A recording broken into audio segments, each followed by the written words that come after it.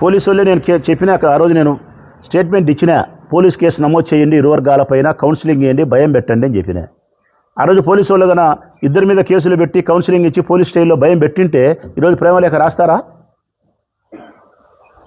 అంటే RTI act ప్రకారం, అంటే సమాచార హక్కు చట్టాన్ని ఉపయోగించుకొని ఎవరైనా ఏదైనా అవినీతి జరిగిందని చెప్పి వివరాలు అడిగితే చంపే ప్రయత్నం అధికార పార్టీ వాళ్ళు చేస్తే ఇంకా మా పరిస్థితి ఏంది? ప్రజల పరిస్థితి ఏంది? ఎవడు సమాచార హక్కు చట్టం ప్రకారము ఆర్టీఐ యాక్ట్ ప్రకారం ఏదైనా అడిగితే వివరాలను మేము చంపుతామని బెదిరించే ఎక్కడికి? ఈ ఊరిని ఎక్కడికి తీసుకుపోవాలనుకుంటున్నారు? ఈ రోజుకి ఈ లేఖ సోమవారం వచ్చింది చంద్ర అనే పిల్లోనికి, ప్రవీణ్ కుమార్ రెడ్డి గారికి. సోమవారం కంప్లైంట్ ఇచ్చినాడు అతను పోలీసు అధికారులకు. నేను అడుగుతా ఉన్నా పోలీసు అధికారులను, ఏం తెలిసినారు?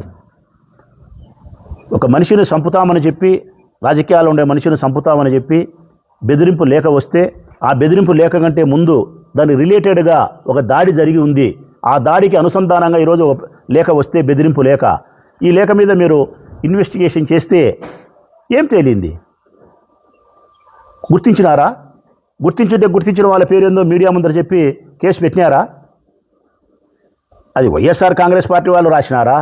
తెలుగుదేశం పార్టీ వాళ్ళు రాసినారా? ఆకతాయి వాళ్ళు రాసినారా? లేకుంటే శనిగలు సంబంధించిన వాళ్ళు రాసినారా?